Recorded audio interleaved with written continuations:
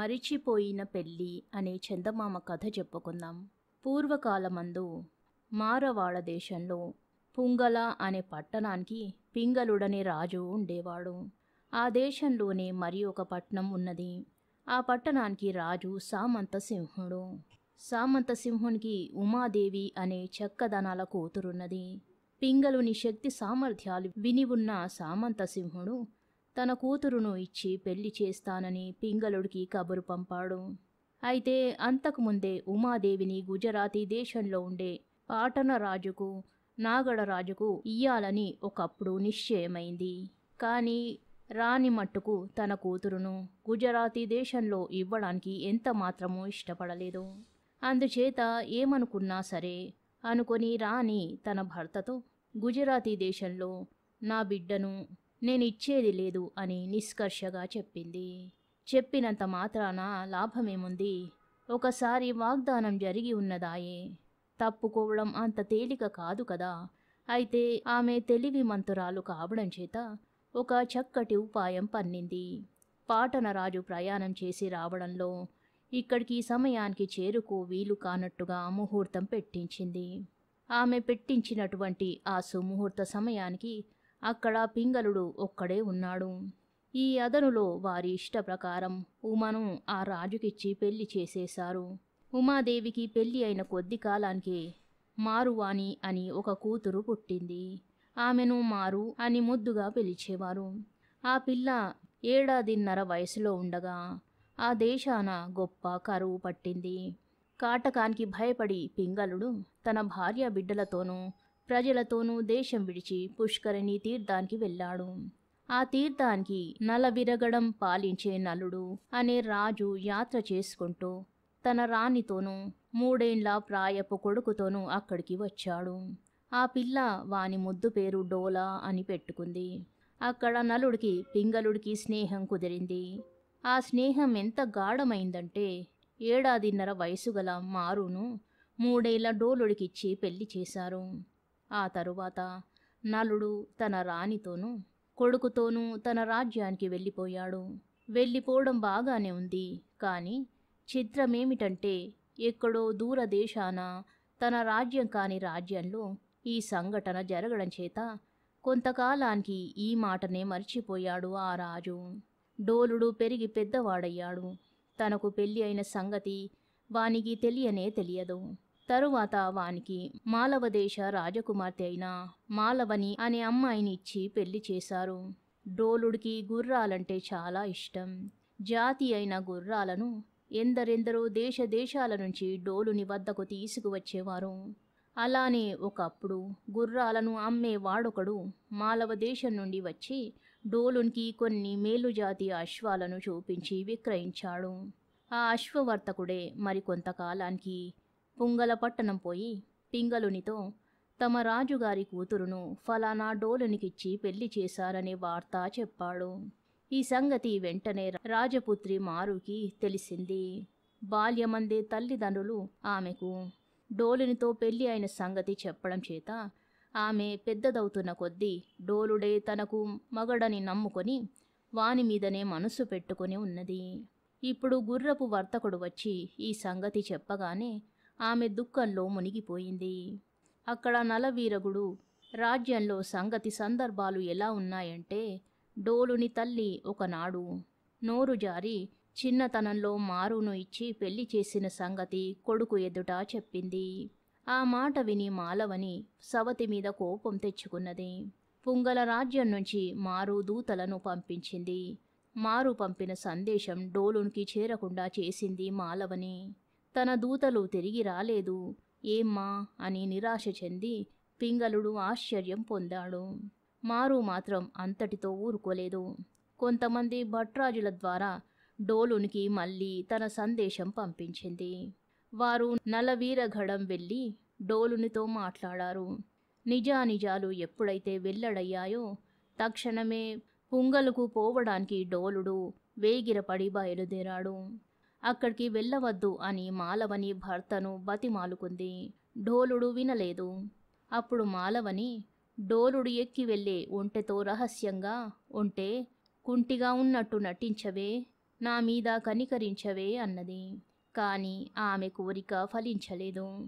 చివరకు మళ్ళీ భర్త వద్దకు వచ్చి, పోనీ నేను మేలుకొని ఉన్నప్పుడు పోనని మాట ఇవ్వండి అని దీనాలాపలాడింది మాలవని.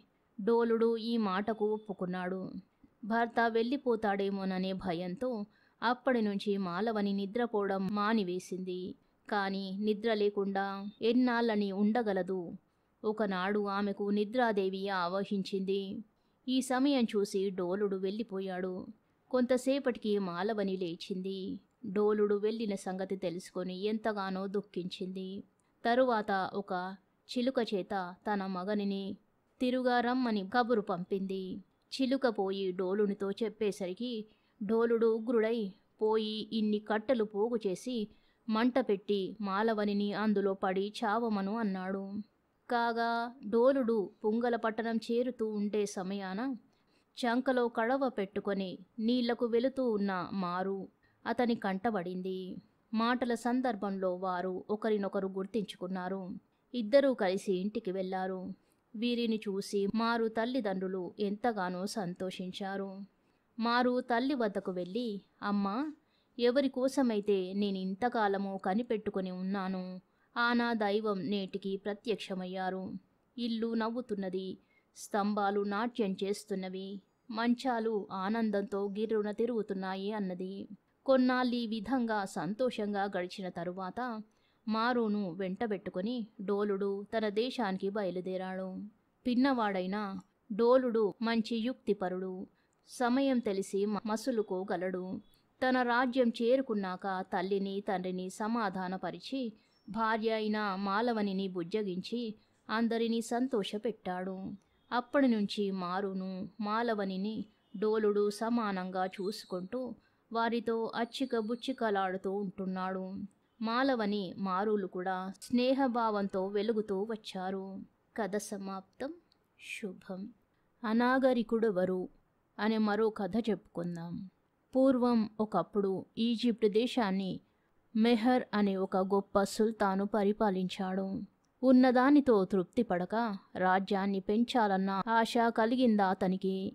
ఈ ఆశతో మెహర్ సుల్తాను చుట్టుపక్కల దేశాలన్నిటినీ ఆక్రమించుకొని ఆ రాజుల చేత కప్పాలు కట్టించుకొని చక్రవర్తిని అనిపించుకోవాలని నిశ్చయించుకున్నాడు.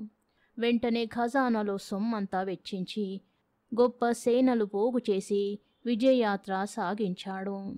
దండెత్తి వచ్చిన మెహర్ను పౌరుషవంతులైన రాజులు కొందరు ఎదిరించారు. కాని సముద్రానికి మళ్ళీ పొంగి వచ్చిన ఈజిప్టు సేనల ముందు వాళ్ళ పౌరుషం వృధా అయింది. ఆ మహావీరులు యుద్ధంలో ప్రాణాలను కోల్పోవలసి వచ్చింది. ఎదురించి లాభం లేదని కొందరు రాజులు సంధి చేసుకుని కప్పాలు కట్టడానికి ఒప్పుకున్నారు. రాజ్యాలు వశమవుతున్న కొద్దీ మెహర్కు దాహం ఎక్కువైంది. కొత్తగా వశమైన దేశాలలోని సొమ్మంతా కొల్లగొట్టి తీసుకుపోయి కొత్త సైన్యాలు పోగు చేసి కొత్త ప్రాంతాలపైన ఇంకా దండయాత్రలు సాగించాడు. ఇలా దౌర్జన్యానికి గురి అయిన దేశాలలో షికాంగు అనేది ఒకటి. షికాంగు కొండలతోనూ అడవులతోనూ నిండి ఉన్న దేశం.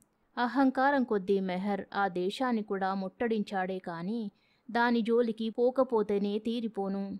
షికాంగు రాజు అనుచరులంతా మన దేశంలోని బిల్లుల వంటి ఆటవికులు. ఏ చెట్టు మీదో పుట్ట వెనుకనో పొంచి ఉండి విషం పూసిన బాణాలు ప్రయోగించి మెహర్ సేనలో చాలామంది వీరుల ప్రాణాలు తీశారు. ఏమరుపాటున రాత్రివేళ నిద్రపోతుండగా చూసి చీమల బారులకు మళ్ళే తండోపతండాలుగా కొండ దిగి వచ్చి మెహర్ సైనికులలో ఎక్కడి వాళ్ళనక్కడ నరికి పోగెట్టి పారిపోయారు. అప్పుడు ముఖ్య సేనాని చక్రవర్తితో, ప్రభూ, మనమీ దండయాత్ర వదులుకొని తిరుగుదారి పట్టడం శ్రేయస్కరం. చావగా మిగిలిన సైనికులంతా స్వదేశానికి పోవాలని కోరుతున్నారు అని మనవి చేశాడు. కాని మెహర్ ఒప్పుకోలేదు. అతనికి పట్టుదలే ప్రధానం. ప్రభూ, తమరు చక్రవర్తులనిపించుకున్నారు. నైలు నది ప్రాంతానికంతకు ఏకఛత్రాధిపత్యం వహించారు. ఇంతటితో ఆగడం మంచిది. జయించిన దేశాలను నిలబెట్టుకోగలిగితే అదే 10,000 అన్నాడు సేనాని. ఈ షికాంగు రాజ్యాన్ని వశం చేసుకోవాలి, కదలాలి. ఇంతమందిని లొంగ తీసుకుని చివరకు ఒక కొండరాజుకు లొంగిపోవడమా అన్నాడు మెహర్. మెహర్ ఆజ్ఞకు తిరుగులేదు. లెక్క లేకుండా సొమ్ము వెచ్చించి కొత్త సేనలను రప్పించాడు. ఆ రాజును వశం చేసుకోవాలన్న పట్టుదలే గాని రాళ్ళు రప్పలు తుప్పలు తప్ప ఏమీ లేని ఆ అడవులను వశం చేసుకోవడం వల్ల ఒరిగే భాగ్యమేమీ లేదని మెహర్కు తట్టలేదు. పట్టుదలే ప్రధానంగా షికాంగు రాజైన బెట్సును జీవాలతో గాని చంపివేసి గాని తెచ్చి ఎదుట పెట్టిన వాడికి 1000 మొహరీలు ఇస్తానని సైనికులను పురిగొల్పారు. మెహర్ సైనికులు అదే పనిగా అడవిలో చొరబడి కనబడ్డ బిల్ల వీరుడినల్లా వధించడం మొదలెట్టారు. బిల్లుడొక్కొక్కడు 10 మందిని చంపితే గాని చావలేదు. కానీ నేల ఈనినట్టుగా పుట్టుకొస్తున్న ఈజిప్టు సేనలను నెగ్గుకు రావడం అసాధ్యమని అనిపించింది వాళ్లకు. బిట్సురాజు మొదట సంధి చేసుకుందాం అనుకున్నాడు. కానీ మెహర్ ఒప్పుకోడని, సంధి కోసం వెడితే పట్టుకుని కసికొద్దీ చిత్రవధ చేస్తాడని తెలుసు. కాబట్టి ఈ పరిస్థితిలో యుద్ధం చేసి వీరస్వర్గం పొందడమే మేలనుకున్నాడు. ఈ నిశ్చయంతో బిల్లులనందరినీ వెంటబెట్టుకుని ఈజిప్టు సేనలను 2 కొండల మధ్య ఘోరంగా ఢీకొన్నాడు. ఆ మహాయుద్ధంలో మెహర్కే విజయం లభించింది. బిల్లవీరుడొక్కడు మిగలలేదు. అయితే మెహర్ సైన్యంలోనూ వేలాది సైనికులు ప్రాణాలను కోల్పోయారు. బిట్సుడెక్కడా అని అడిగాడు మెహర్ ఆత్రంతో. గాయాలతో నిండి ఉన్న అతని కళేబరం మన సైనికుల పీనుగుల మధ్య పడి ఉంది ప్రభు అన్నాడు ఒక సేనాని. చూడాలన్న ఆసక్తితో మెహర్ బయలుదేరి వెళ్ళాడు. అతడు చేరుకునేసరికి అక్కడ కారు నలుపు శరీరంతో భయం గొలిపే ఆకారంతో ఎత్తైన మనుష్యుడొకడు ఆ వేలాది పీనుగుల మధ్య నలువంకలా పరికిస్తూ నిలబడి ఉన్నాడు. వాణ్ణి చూడడంతోనే మెహర్ ఎవరు నువ్వు అన్నాడు. వీడెవడో నరమాంస భక్షకుడు, పీనుగులను పీక్కు తినడానికి వచ్చాడు అన్నాడు సేనాని. సేనాని చెప్పిన మాట నిజమే. ఆఫ్రికా దేశపు అడవులలో మనుష్యుల మాంసం తినేవాళ్ళు ఎందరో ఉన్నారు. మెహర్ ఆ నరమాంస భక్షకుడితో ఇంత మాంసం లభించింది కదా, ఏదో శవాన్ని తీసుకొని పోక అలా దిక్కులు చూస్తున్నావేం అని అడిగాడు. వీళ్ళనందరూ తినడానికెవరో చంపుకున్నారు. నాకు కావలసినది ఒక్కటే శవం. అయినా వారి అనుమతి తీసుకుని మరీ తినడం ధర్మం కదా, అందుకని ఆ చంపిన వారి కోసం ఇక్కడ ఎదురు చూస్తున్నాను అన్నాడు నల్లవాడు. మెహర్ నవ్వి వీళ్ళనందరూ చంపించింది నేనే, కానీ తినడానికి మాత్రం కాదు అన్నాడు. నల్లవాడు ఆశ్చర్యాన్ని వెలిబుచ్చుతూ తినడానికి కాకపోతే ఇంతమందిని వృధాగా ఎందుకు చంపినట్లు అని ఎదురు ప్రశ్న వేశాడు నిర్భయంగా. మెహర్ చక్రవర్తి సేనానితో వీడు కేవలం అనాగరికుడు, వీడికి నచ్చేటట్టు మనం తెలియజెప్పడం అసాధ్యం అన్నాడు. అంతటా చక్రవర్తికి వెనుక పక్కగా ఎవరో నవ్వుతున్నట్లు అలికిడి అయ్యింది. మెహర్ గభీమని వెనుకకు తిరిగి చూసేసరికి అడవులలో తపస్సు చేసుకునే ఫకీరొకడు ఎదుట ప్రత్యక్షమయ్యాడు.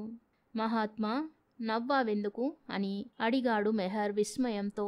సుల్తాన్, నీవు అనాగరికుడని భావించే ఈ నరమాంస భక్షకుడు ఆకలి తీర్చుకోవడానికే గాని అనవసరంగా తోడి మానవులను ప్రాణం తీయడు.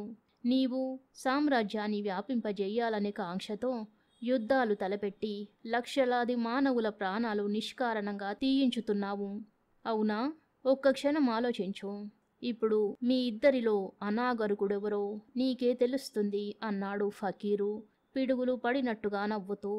ఫకీరు మాటలలోని సత్యాన్ని గ్రహించి మెహర్ సిగ్గుతో తల వంచుకున్నాడు. అంతేకాదు, ఆ క్షణమందు అతని మనస్సే పూర్తిగా మారిపోయింది. ఇక ఈ రోజు నుంచి యుద్ధమనే మాటనే తలపెట్టనని నిశ్చయించుకున్నాడు. కథ సమాప్తం. శుభం.